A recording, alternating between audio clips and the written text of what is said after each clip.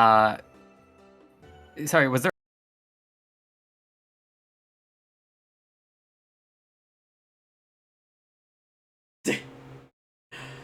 Hold on just a moment. I'm very upset. Not Why are you actually, upset? mildly upset. OBS was recording, but wasn't actually, It was doing that Oh, that's fun so funky rude of thing. her. So we missed the first start, but that's not a big deal. Now we That's have okay. You missed my really good accent. it. What had you said again? Basically just don't you worry about a thing. I'm gonna go take a look around. He Yeah. gives you like a little snort, um, and seems alright to at least lumber a little bit forward with you, but you get the feeling that he'll turn around and leave when he's like, this isn't my vibe anymore. Fair. He's not required to be here, but it's nice when he is. Mm-hmm. He's an Albert. He does as he pleases. Yes. But yeah, was there anything I noticed besides like vibes being okay in the flowers and stuff? You had noticed that some of the trees in this area had been freshly chopped down, so presumably Oh, somebody okay. getting lumber. Okay, cool. Are there any like tracks or anything that I can see, or like a discernible route someone may have made their way through, or like Yeah. eh. Yeah, you do see where maybe yesterday or the day before somebody had chopped down one of these trees, and you can see the drag marks of somebody maybe having cut up parts of it and then dragged the heavy logs back to wherever they were going. Okay. I'll kind of like waddle, shuffle over that way, Mm-hmm. and follow the marks in the ground. Uh, all right. It is kind of like a drag. I feel like my legs are very short, so the bottom of my body like kind of drags through leaves, just like flattens them out. I love. Yeah, me too. Um, there we go. Oh my Swap god. swap the music. Yeah, you start to see. You're of a shorter height. So it takes you a bit longer to see past some of the bushes. But you start to see what looks like at first ruins of a town, which is a bit disconcerting for you. But then you notice, like, you've been in nature a lot, so you can notice from, like, the degradation of the wood, the moss growing on top of it, that this place has been in slight ruins for a good few months now. So it's probably not any Okay. active danger. You're And a you're a bad house, aren't you? You're shit. it's a couple Decorates. houses. Um, and I'm degrading the houses. you notice one main building that seems to have been damaged a while ago, but is still upright. And you even see some candles in the windows. It's like mid afternoon right now. And you see a smaller building next to it, but it's still a while off. And the discoloration in the sky seems to be centered above that building. But there isn't like any effect there beyond the discoloration. Um, and you see through these like ruined buildings, this small ruined village. There was once a road here, and you see somebody up ahead, working with some wood, kind of hammering away, seeming to build a fence. It is a very large, horned woman. She's got kind of her sleeves rolled up. She has tattoos that are dark against her tanned skin, and very long, curly, dark brown hair. And she kind of glances up at the rumbling footsteps of Peppy, who kind of pauses at the edge of the village, but still in sight.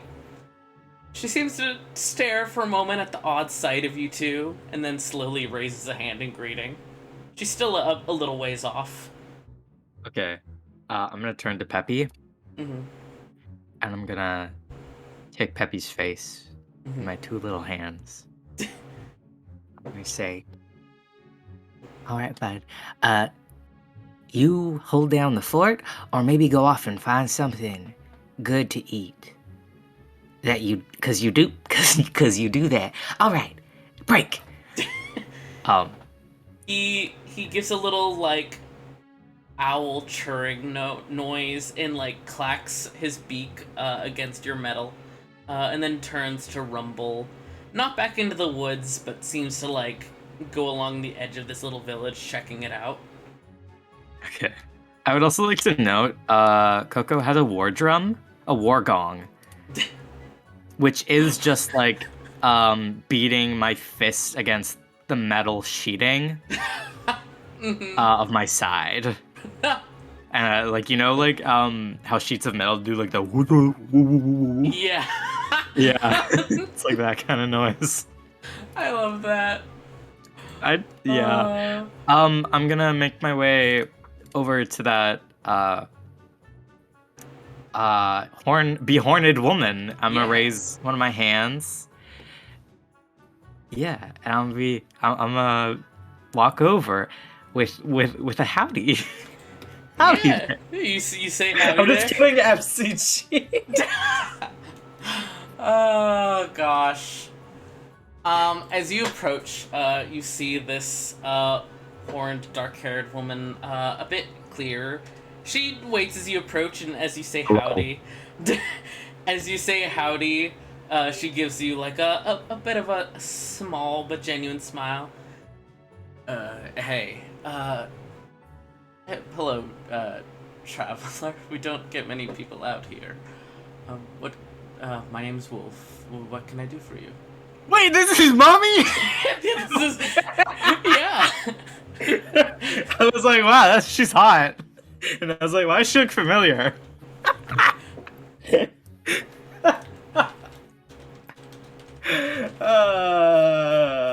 I'm a fridge.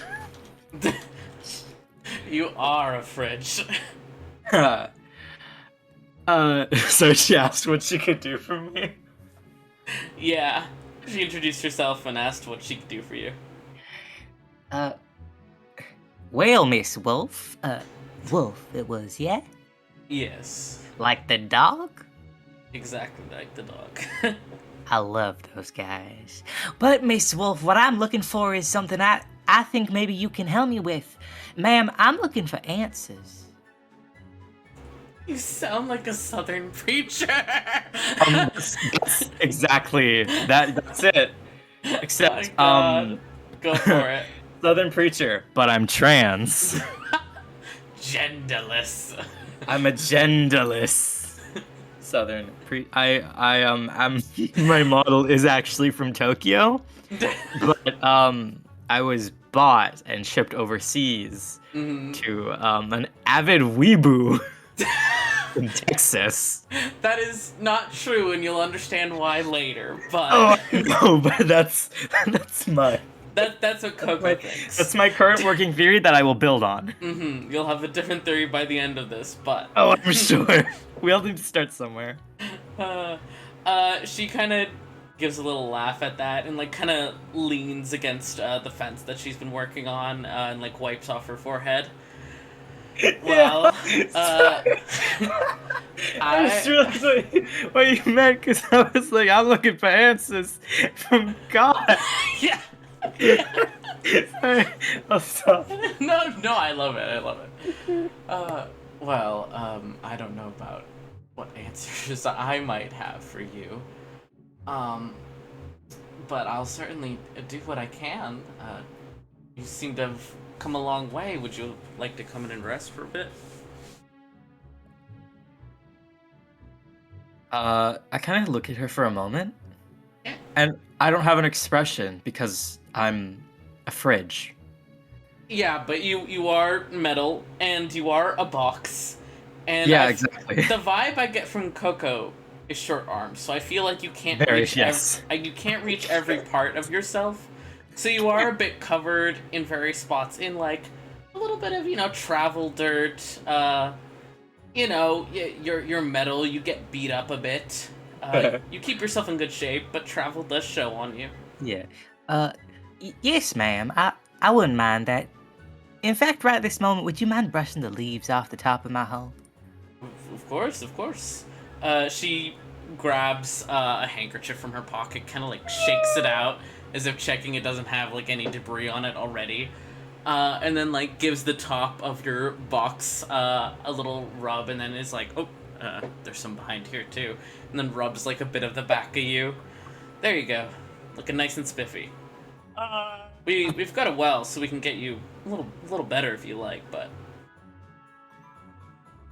Me and water don't get on too well, but I'm sure we can make some kind of arrangement. I'm sure. You said I could, take a seat somewhere? Yeah. I mean, we don't really have drinks right now, and I don't know if you're saying water doesn't mix with you, so I don't know if you're the drinking sort. Ma'am? But that building over there used to be a tavern, and she gestures I towards the bigger insist. building. Allow me to provide the drinks. Hello, are you flirting with?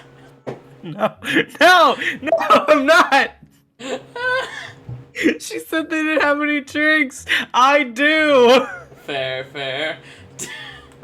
I'll get you a Capri Sun. Wolf canonically drinks a Capri Sun. So true. I will give her a little salute, but it's more of like, actually, I won't do that. Yeah. I won't give her a little salute.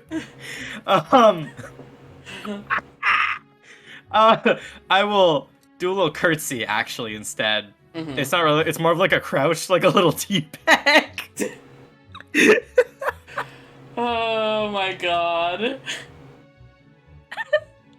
I will make my way over there post haste.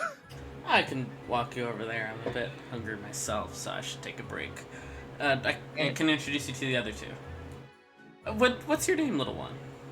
Oh, so glad you asked. Sorry, I'm dying.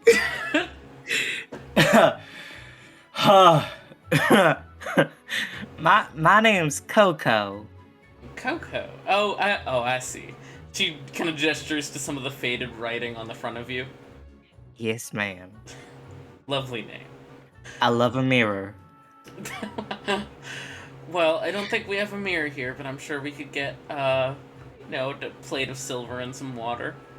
Nah, that's alright. Cause see, if I was to trust the mirror 100% of the time, my name would be Okok. You don't like the Okok? Sorry, she doesn't say that.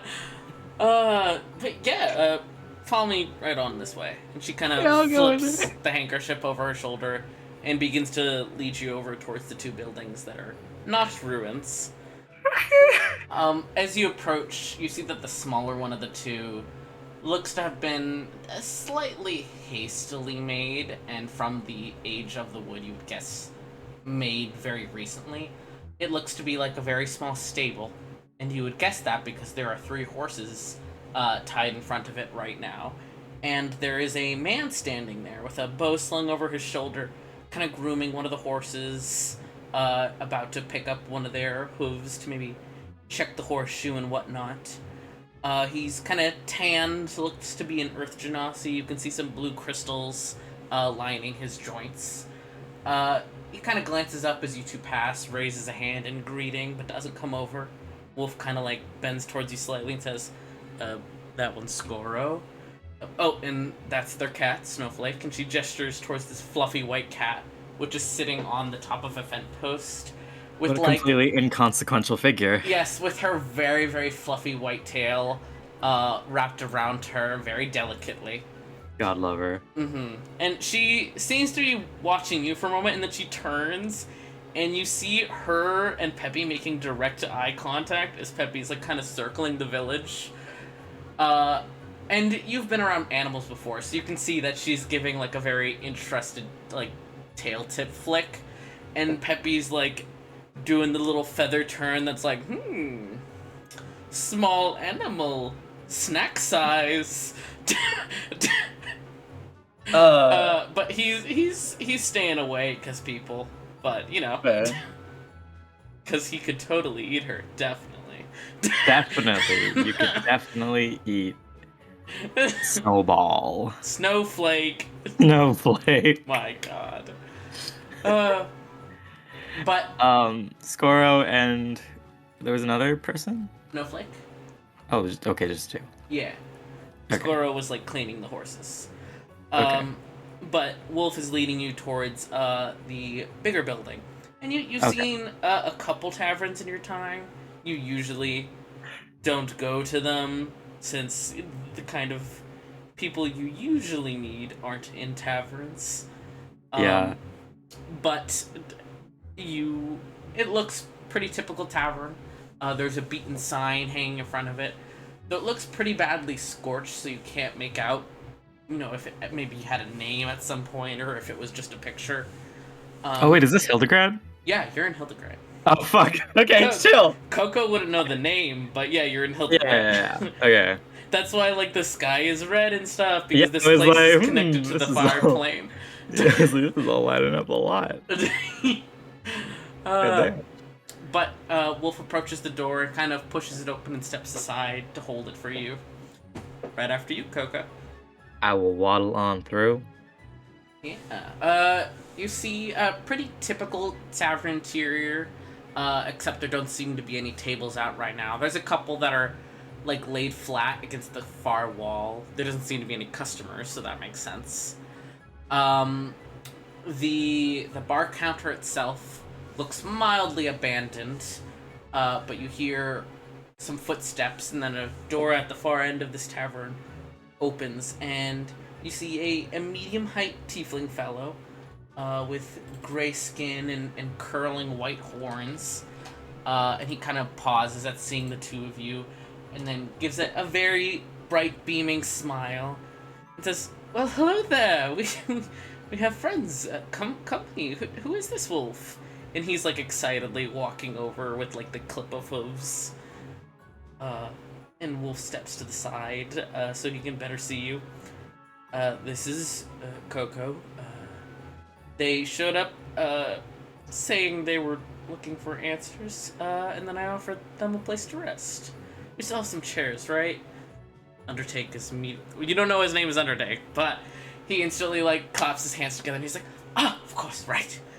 And he ducks behind the counter and comes back with a chair. He seems to consider you for a moment, and then reaches down and grabs a stool as well.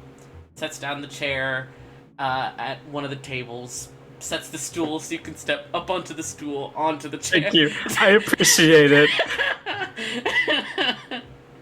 Yeah. Yeah. I'll give like another one of those little curtsy tea bags. Curtsy And teabag. then you like kind of okay, so like this is really stupid. I like walk over to the stool and use my arms as much as I can to push myself up, Mm-hmm. and then like lean forward Mm-hmm. to like I'm laying on my stomach, but it's just like face down, right, flat side. With like a thunk. Yeah, with like a donk. And then I wiggle forward and I grab the side of the chair and I do like a push-up. How big are you? I don't know, I you keep getting Are smaller. you like a foot tall? That is funny. Coco's as big as they need to be for my comedic purposes. I support that. You know I what? keep imagining BMO. That's like a feature now. You can officially vary in size anywhere from 1 to 4 feet. Actually, it changed like. No, you just kind of stretch. Coco isn't even aware of it, like happening. Everyone else is just like, oh, okay, this must be They normal. just accept it. It makes sense if they can turn into like a bear. Exactly. Okay, yeah, and then like I'll do like a push up and like throw myself into the chair properly. And then like scoot around to face normally. You can, as you get yourself situated, scooting yourself around with a little on the wood. That's like the properly leg see them. chairs. Yeah. You see Wolf has kind of stepped aside to pour herself some water. And the tiefling fellow has grabbed a chair of his own and is setting it at the table beside you and takes a seat. Coco, well, it's lovely to meet you. I'm Undertake. This is my home. Wolf here is kindly visiting with us for a few weeks.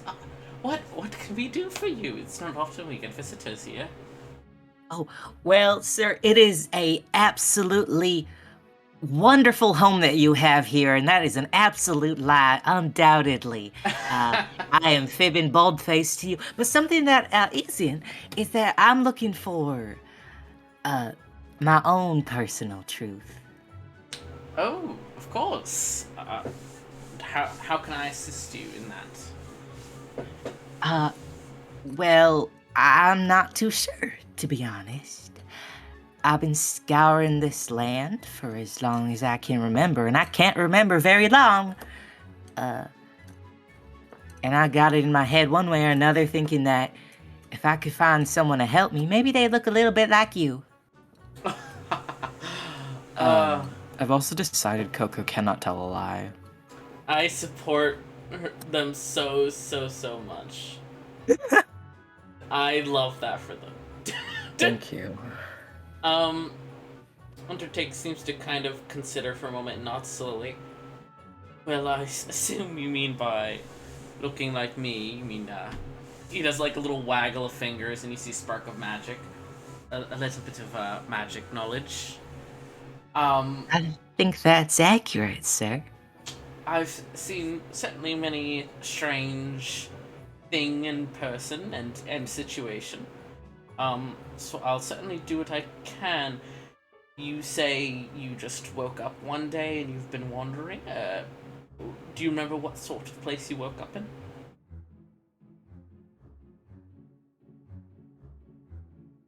Do I?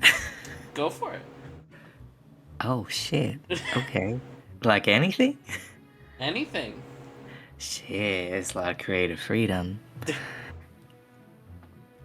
Well, when I think back on it, I always think about the fact that I've never really felt cold, sir. I just kind of look around and things feel cold or they feel hot. Like this place right here, it feels pretty warm. But I don't feel it because you might have noticed it's a little subtle, I gotta admit. But I don't have skin. Yes. Yeah, so basically, I don't got eyes either, so I can't really use that analogy.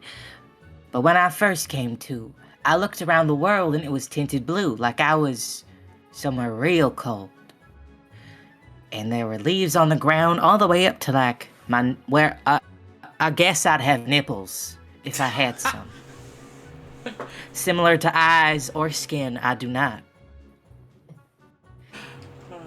You might not have noticed that one, though, since you seem a polite fella. I try not to judge, yes. Thank you. That's just the kind of nicety I expect from someone of your esteem, that I assume you to have esteem. So it was cold. There I was. Leaves up to my hypothetical nipples. Submerged. Nearly. And it was on the edge of a path. And I looked out in front of me, and all I could see for miles and miles and miles and miles, and maybe a few extra miles, was a big field of nothing. And that's basically what I remember about waking up. And then not too long after that, I got acquainted with my friend outside. Oh, you... Would they like to come in? Oh, they're, a bit, well, if you have like a loading dock or something. A stable? Outside you hear like a horse making like a worried whinny noise, and you hear a man's voice, probably Skoro, saying like, it's alright, it's not gonna hurt you, it's just sniffing around. Yeah, that's Peppy. Peppy's like, what do you call 'em? One of them bird bears, owl bears. Ah! Right. Well, as long as Peppy doesn't eat our horses, I'm sure we'll get along just fine. I'm not sure Peppy likes the game. Of course. Little too much muscle, I hear. Of course. Well, I never like to be rude or make assumptions when I meet someone new. In a world as unique as Nexus currently is, there's many a folk who look and act odd and different in ways that we might think are strange, but are quite normal to them. So I hope you don't take any offense or insult from me asking, what are you? At least to your understanding, how would you describe yourself and what you are? If I had to describe myself, I'd say that I am a chipper personality. And though I may be of a slight stature, in my heart, I know that I'm at least 6 feet tall. Of course. I meant more in the physical sense, though I do appreciate the stellar review of your personality as well. Thank you. I I'm about I kind of remind myself of um like a box, like a chest of some kind, like a rectangle that's got more dimensions, Mhm. like a box. Do, not to be rude, but do you bleed when you're injured? Uh, no, I feel like that'd be kind of horrifying on a moral level. I don't know why. All right, all right. You described yourself as a chest. Do you have anything inside of you? Yeah, actually, I do. Give me 3 seconds. I'm gonna concentrate really hard. Uh-huh. I'm done concentrating. And there's like this sound like something shaking, like like a bean, like a can of beans being like shaken around in a Tupperware, like a big blue Tupperware, or like a plastic garbage can. And then there's like a bit of a metal noise as it stops. Um, and then Coco reaches down to where like their appendix might be, and there's like a slot. Uh-huh. And Coco reaches into the slot, and pulls out. Let me wait. Let me just and pulls out a like a bottle Mm-hmm. made of some kind of transparent, trying to like translucent material that's kind of soft and bends under their fingers when they touch it a little bit. Inside, there's like a blue liquid that's also sort of like translucent, and on the outside, it has like this blanket wrapped around it, like this sort of like sheer, flimsy blanket around like the midsection. I love how you're describing this. And it's got like an orange symbol on the front that's almost shaped like a G. A G.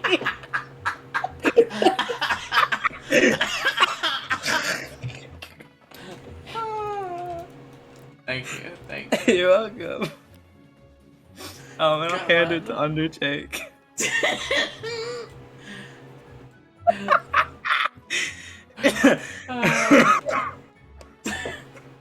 Very important thing is to Yeah, post and pee gallery. exactly.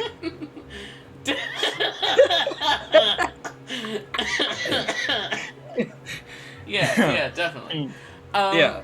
Undertake looks very confused but interested and takes it from you. He's seen like, bottles and beer bottles before, so he does know, the twist and whatnot. So this little twist seems a bit surprised when there's like the sound of some sort of breaking seal.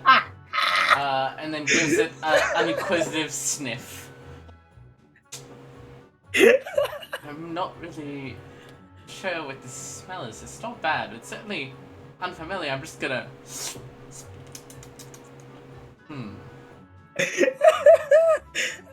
Shockingly refreshing. It's better than the other one. I prefer the G to the P.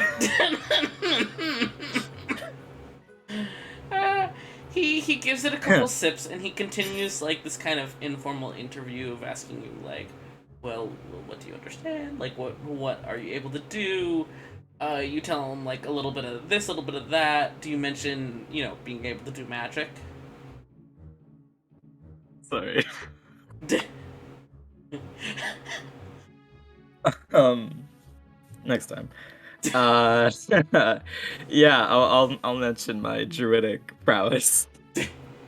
All right. He seems very surprised and like gives an approving nod.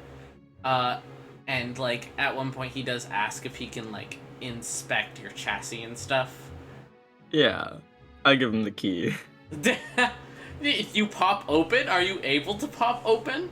I think that'd be really funny. Well, no, I actually think we got to keep the suspense of what's inside Coco. Fair. I was just gonna do like I've seen many of people refill these, but Yeah, me too. Me too. but he like inspects you. He like he pulls out like a little notebook. He makes notes on your joints and like some of the materials you're made of and various things like that. And at one point when he's like inspecting your torso, you've got kind of these like layered metal plates on your side that yes make that noise when you knock on them. But Coco, you don't really think much of it when you get shorter or taller. It's just, a thing of you. But you hear him muttering about how, like, they seem to slide on top of each other, and that's how you elongate. And he does comment that he thinks maybe once upon a time you could get bigger, but it seems to be broken, and he's not sure how to fix it, so you can really only go up to 4 feet.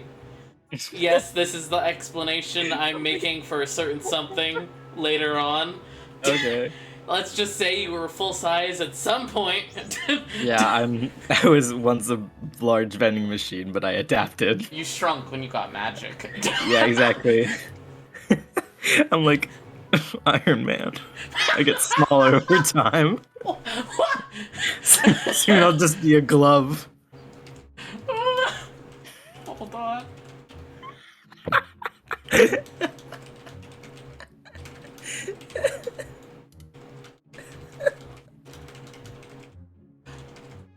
I think Coco's actually the best character ever. Totally. But he seems to hem and haw, and eventually he kind of sits back. So, I don't quite understand exactly what your nature is, but that's not exactly shocking. There's plenty of things I don't understand in the world. But what I can understand is that your makeup is definitely magical in nature, and specifically seems to... Your metal is in surprisingly good shape for how old it is. Because the metal you're primarily made of, we cannot manufacture in this day and age. That sort of metal has been identified in artifacts dating pre-fusion. So I would guess that at least your chassis and your structure is pre-fusion. Now, I don't know much about the pre-fusion world. That's not one of my specialties. But I can at least conclude that much. Though from your own description, it sounds like you awoke post-fusion. So that would imply to me that you are something that was awakened with the infusion of magic, which I have seen with quite a few people. So I've yet to see it with what might have at one time been an object, but very interesting and not outside my understanding of magic for sure. What I can say for you is that I do sense a sort of magic deep inside of you that I can't really understand or fathom. But I can tell that it is important. Though I'd hate to give you the wrong answer, so if anything, I would like to point you towards somebody who I know would for sure be able to give you correct answers and answer any question at all you have within you.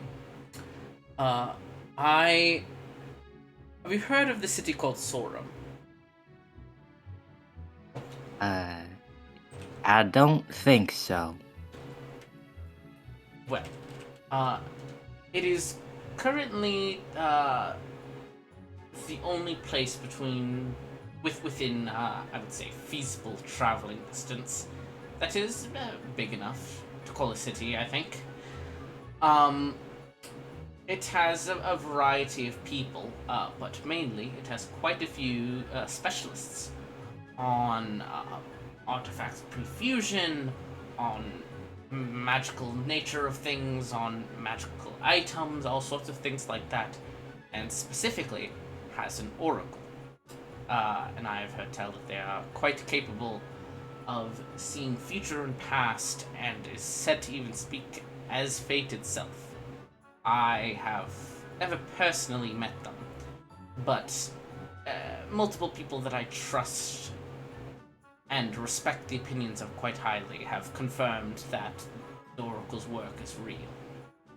So, there's quite a few specialists in Sorum you could see, and if it comes down to it, you could go see the Oracle himself. Does that sound like something that would potentially interest you? Yeah, yes, sir. What direction?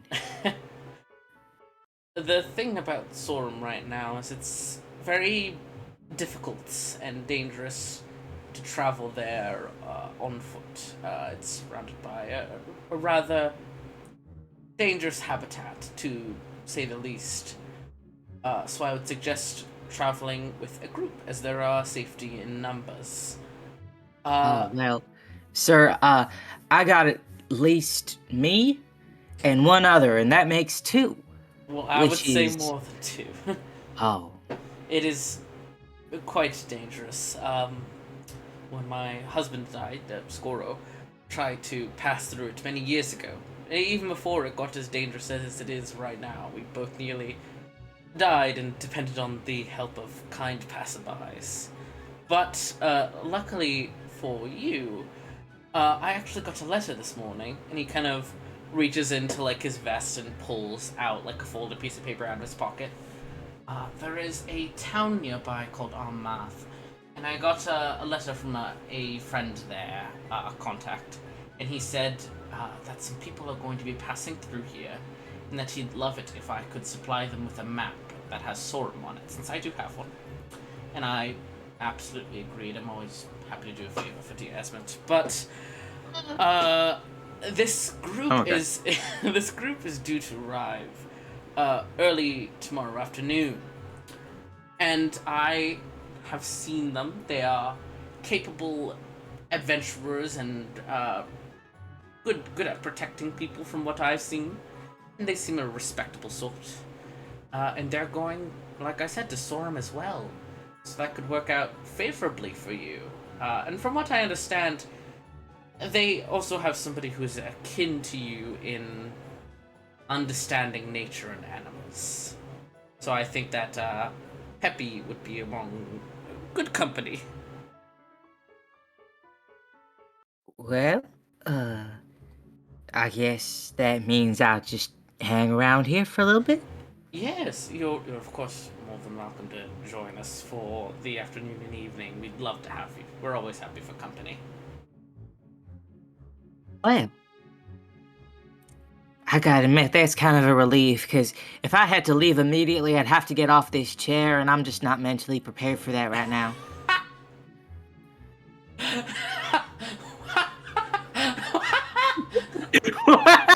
What? I love Coco so much. Yeah. I love them. What a mood, Coco. Not being Yeah. mentally prepared to get off a chair, TBH, you know? Fair. He laughs quite a bit at that, and like kind of begins to get up and like sweeps the floor some. You two spend some time going back and forth in conversation, telling stories of the different places you've seen and Peppy has seen. At one point, you hear again the horses making worried noises, and then you hear very contented Peppy sounds. and Undertake like kind of unboards one of the broken windows so you can see out. And you see that Skoro is kind of like tossing little meat jerky to Peppy, who won't get much closer, but is getting close enough to be tossed meat jerky. Totally, it's totally okay to feed wild animals. Wild animals. Yeah, it's fine. Fuck it, he's wise. Fuck it, he's a ranger. It'll be fine. Fuck it, I'm He's wise. got to speak with animals. Yeah. It's definitely an animal. Definitely. Totally applies. I would let speak with animals work with Peppy specifically. I feel like he has been domesticated enough by his exposure Domesticated to you. light. Yeah. It's I don't know if I'm domesticated. It's domesticated Yes. in the sense of he understands the language of speak with animals, he is not fluent. Fair. What a way to describe it. But you guys spend a nice afternoon. When the three of them like prep for dinner and begin to pull out their tables, do you stick around or do you separate yourself since you don't eat? Or are you still gonna hang with company? I like these people. I'll hang out with them. They're nice to me. They are very nice to you. This is a rarity. People aren't mean to you, but you are like odd looking and probably little creature. a bit terrifying to some people who don't understand. Yeah. So this is very nice. Not insanely odd, but very nice to have people who just kind of unblinkingly accept you and like treat you as any friendly person. Yeah. And it's a very like family atmosphere when you join them for dinner. You can tell right away that like Undertake and Skoro are indeed intertwined. You would assume married, as Undertake said husband earlier. They sit next to each other and like kind of tap hands against each other while talking and eating. Very friendly. Wolf seems to be a bit more unsure about like socialization, but anytime somebody like laughs at one of her jokes or like responds to something she says, she has this like very small but genuine smile. She seems to enjoy talking with you. It's a very... It's not something you've experienced often, this kind of warm family atmosphere. And you get that sensation again, that pang. Though it's not overpowering, you don't kind of like white out like you sometimes do. It's just this feeling deep inside you of intense nostalgia, this warm family feeling. Some part of you has experienced this before and wants it again so badly. No, the Wi-Fi!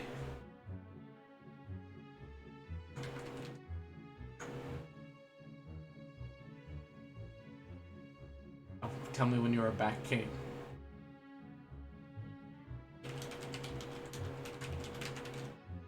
It's just me in the recording now. I can say whatever I like.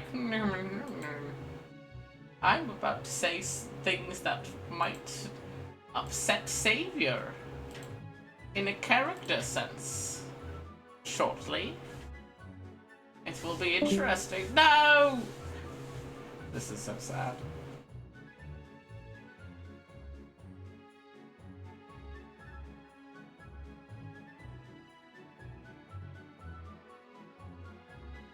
I can't believe that he hates me. I can't believe my best friend hates me. They do this to me on purpose. I'll wait a little bit before I maybe pause this recording. Because maybe Savior will join now. Or now.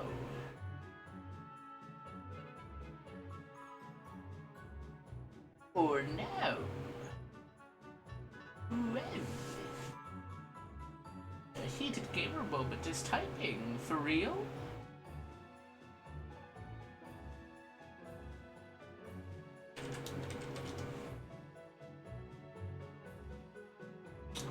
Peter Gamer Moment says, I absently clicked on a dice to roll on D&D Beyond and my internet went no sir. And I, Ron Stampler Stan, replied, Dear God. This conversation is taking place today at 6:45 p.m. Pacific Standard Time. This conversation is taking place within hashtag peanut-gallery. The channel description is for during session talking, exclamation point. Memes, questions, anything at all, exclamation point. I don't know if I say that word right. Explanation. Exclamation? I'm not good at pronouncing things.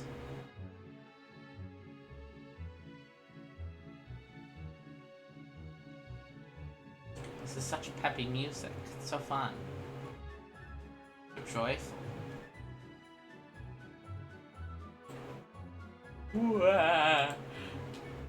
Hey God. Oh, I got a credit score report. How exciting. Let's see what my credit score is. Is it good? Says it I improved. How much did I improve, huh? A single point. That's so crazy. What a shocker.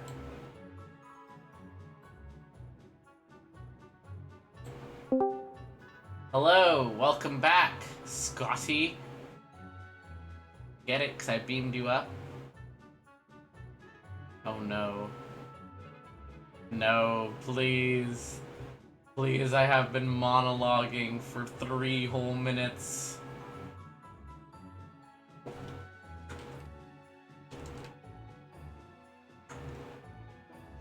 This is so sad. Heated Gamer Moment says, I hate being alive. I cry. Ron Stampler Stan says, please, with the A drawn out. And Heated Gamer Moment is typing. We'll wait for Safer's reply. Heated Gamer Moment says, I taste life for a handful of seconds and it is swiftly pulled from under my feet. And then follows that up with, I am a clown in God's circus. Heated Gamer Moment is typing. Oh, and Forcibly British-sized is typing as well.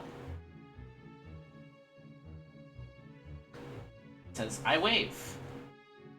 Heated Gamer Moment says, excuse, parentheses, my clown shoes, close parentheses.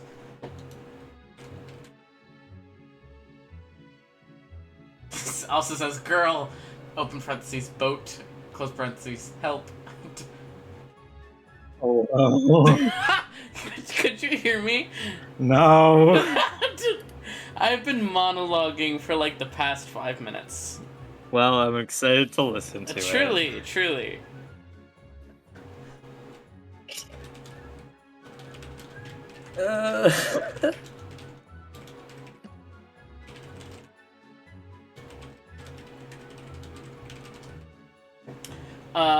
But where did I lose you? Wolf is Scoro and Undertake's emo teenage daughter. My god.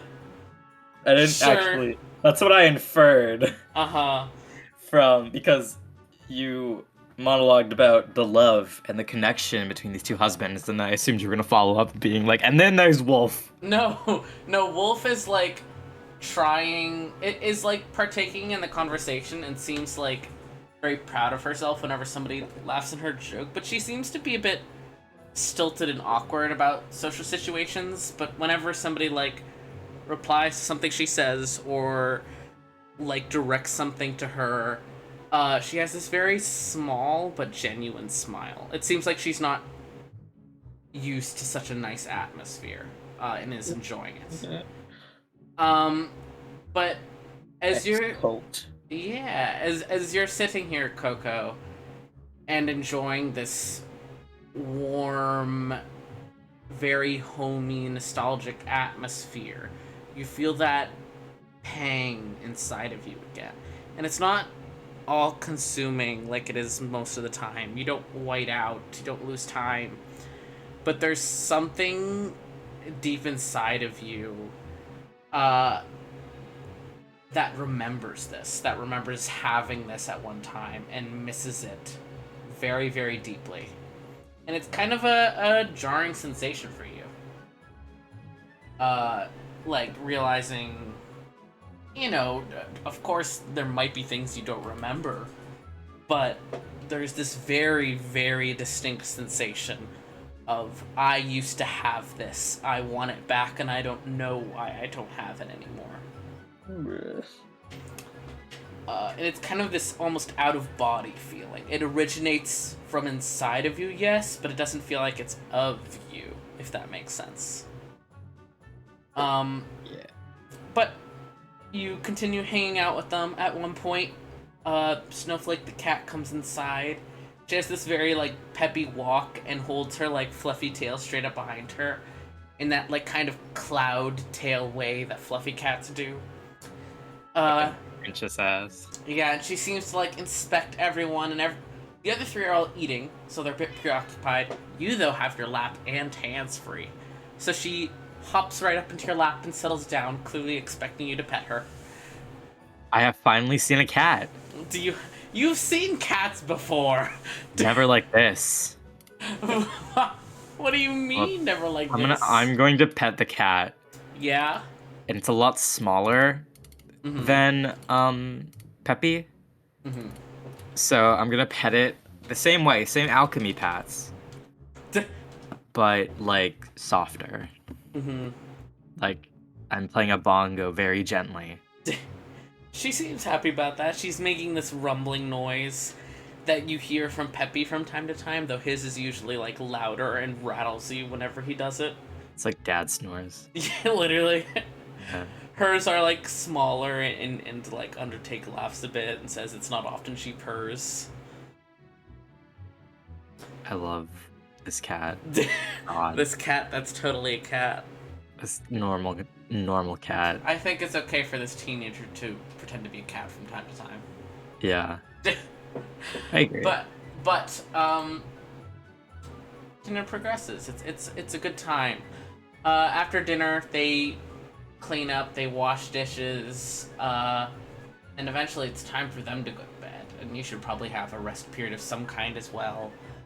Skoro offers to show you outside where he pulled out some hay that maybe Peppy could sleep on if you wanted, or he wanted. Offers to help you get it set up if you like. Nah. I'm good. Would you? I think that Coco sleeps just like tucks their legs up into their body and tucks their legs in. Mm-hmm.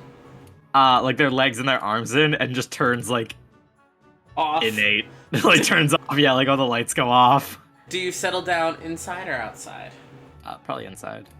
Do you check on Pepe outside at all? Oh wait, no, wait, I'll go. I don't feel cold. I'm gonna go sleep with Peppy. I'm gonna go like go inert beside Peppy. Yeah, you head outside. He seems to have already settled down in some of the hay, though he kind of raises his head as you approach. And he kind of stands briefly to kind of sniff and snuffle over you, clacks his beak against your metal as if checking and going like, yep, alright, you're all good. You've passed my are you okay inspection. Exactly. Yeah. And as you're out there and you begin to like maybe find a flat spot where you can settle down and go, inert for the night, you hear a little mew behind you and look to see hopping up on a barrel sitting nearby is Snowflake, who kind of sits there expectantly and then does that cat thing where even though you're still a little far away, she reaches out a paw a couple times as if telling you, like, come here, I'm going to tap you. Like, scoot over. Like, my arms and my legs are still receded. Mm-hmm. But it's like when you scoot a chair forward without, like, move, like grabbing it, or you just, like, walk forward with it, you know? Mm-hmm. Yeah, it's like that. like waddling forward, like with the edges of my boxness. I love that. Um, Coco is up on top of the barrel, so she's still slightly above you, and she's like now like laying on her side on top of. Did I call her Coco? God. Snowflake kind of like reaches down with one paw to like pat gently at like your glass face, and then she leans down in that way cats do, where it looks like they're gonna fall off any second.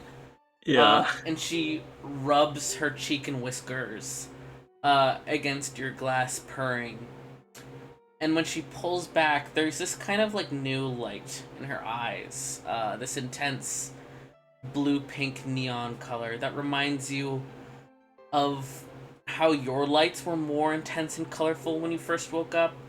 They're still colorful, they're still bright, but they've faded with time and with travel. And Snowflake has this very unnatural light in her eyes and a new sharpness to her gaze. And then you hear a voice that doesn't seem to emanate from anywhere specifically, just kind of here. As a woman's voice says, "You've wandered for so long, lost one, searching for rest and purpose. I can't do that for you in your current form. But once you're free, I'll find you. Your soul, or should I say souls, will find peace in my calm."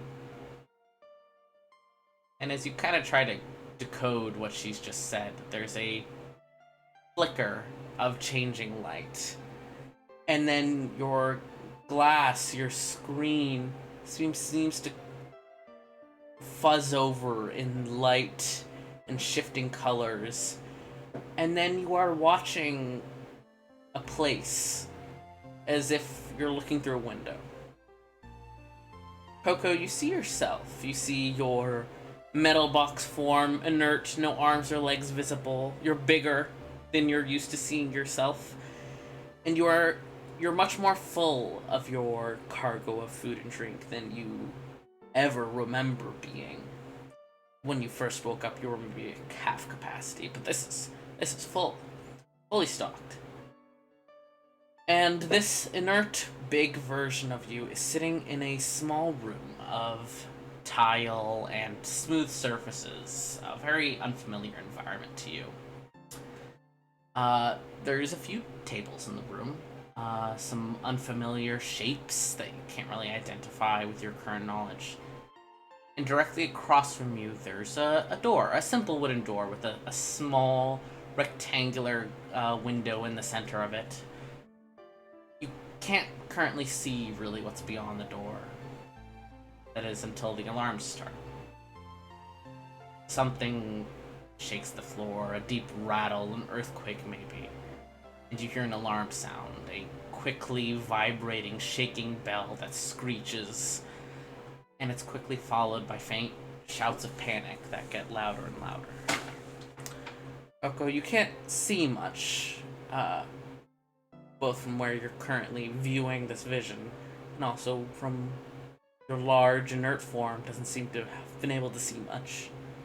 But you do see occasional glimpses of people running back and forth quickly through that tiny, rectangular window. You hear faint crying, and the ground shakes, and the ceiling cracks faintly above you, a little bit of dust falling, and then abruptly, with no warning, the door bursts open. Holding it open a bit precariously is a middle-aged human woman, with glasses and long hair falling everywhere, and she's pulling behind her the hand of a child, with even more children following quickly behind. This woman is clearly trying not to cry, and trying to put on a brave face before these children, who look to be maybe 7 or 8 at best. All human as well. And they're all varying degrees of terrified and crying and clutching at this woman and crying out faintly for parents. The woman, who's still standing in the doorway, seems to see something down the hall she just came out of, and gives this quiet cry of fear before clapping her free hand over her mouth as if to muffle the sound. And she instantly begins quietly rushing the children into the room. As she ushers them in and turns to close the door behind her, you glimpse the sign on the other side of the door. It's written in common, and the words are Teacher's Lounge. She closes the door quickly but quietly, and then rushes to the children. This woman is whispering for them to be as quiet as possible, and she promises that everything will be okay, and she begins to tuck them into the back of the room behind a table. There's 5 kids, holding on to each other and trying not to quietly cry. One of them even has blood splattered on the back of his sweater, and the woman has some on her shaking hands and the edge of her glasses. There's the sound of heavy footsteps out in the hall, large claws on something hard, and a low rumbling sound, and the distinctive sound of magical crackling, breaking things and arcing stronger and stronger. And you can tell that there are lights flashing through the small, so small rectangular window in the door. The teacher looks panicked and begins to search the room before noticing you, Coco, your large, inert form. She runs to you and seems to try to shift you, though you're heavy, and she struggles with you for a bit, pushing at you with her shoulder, slowly scooting you across the room before pushing you in front of the door. You're blocking it. You're being used to protect them. You don't know what's outside, you don't know what's happening or who this woman and the children are, but they're scared and you're what's between them and the danger. The woman braces against you, seemingly determined to do everything she can to keep the door blocked.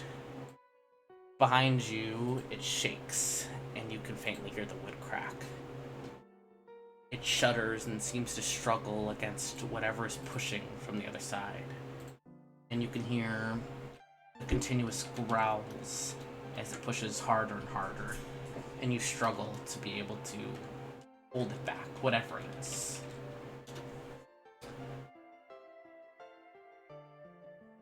And as the woman is pressed against you, seemingly determined to do everything she can to keep the door blocked, she's whispering back to these kids that everything will be okay. They look at her with wide eyes and then to you, the one thing protecting them from whatever's outside, confused and so scared. And the 7 of you, the 5 children, the woman, and you, Coco, take shelter in that room until the door is brutally ripped off of its hinges and you're thrown aside, broken and shattered across the tile floor. You don't see what happens to the woman or the children. You just hear the growls and screams. The next moment you become aware, you are in an empty, open expanse, with the leaves piled so high that they come up to about half of your current height. You eventually wander, give yourself a name, find Peppy, and begin to live your life. And with that, your glass goes dark, and you can see the night sky once more, and Snowflake crouched on top of the barrel looking down at you, kind of haloed by the stars above. She looks very sad in a way that no cat should be able to express. And for the first time, you become aware of deep inside of you 5 scared voices beginning to clamor in confusion. And then Snowflake speaks again. You have gone through so much, little ones, hiding inside your protector for this long. I promise that you will find rest, all of you, and your protector. And with that, Snowflake seems to blink and kind of refocus more directly on you, and she gives you a very slow cat blink. You call yourself Coco. It's for the best if you don't remember this right now, dear friend. It will cause you unneeded pain and worry. For now, just focus on your goals. You will find what you search for soon, and you will be at ease. You and the children. Kind of shudder goes through your chassis. And Coco, you can no longer remember the vision you were just shown. No longer remember Snowflake peering through your memories to see what happened to you. Just that it was a memory of some kind, and that the cat, Snowflake, said it was best for you not to remember it. Kind of peers down at you expectantly. Would you like to do or say anything?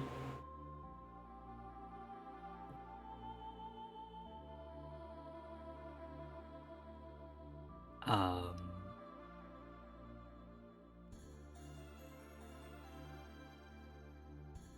no, Fair. I would not. Fair. Do you just turn off, or do you wait until she leaves? It's like two cats staring at each other, and then one turns over and puts its head down and closes its eyes. Fair. You kind of close your quote-unquote eyes, settle down, and you can sense Snowflake linger nearby, and then eventually jump down, and you hear the shifting of hay, and Peppy give a little grumble, maybe peeking one little lit picture of an eye almost open. You can see that Snowflake has settled down alongside Peppy, who seems to now have some semblance of understanding of, I cannot eat this snack-sized creature. Yeah. And the three of you settle in for the night. And that's what will end your session 0. Wow, what the fuck? I told you! I Dude, told you! I was like, hee, my vending machine character. I told you! And then you shot me. You shot me. I warned you! What the I- fuck? not I just- didn't cry, but like my eyes did get like hot. What the fuck?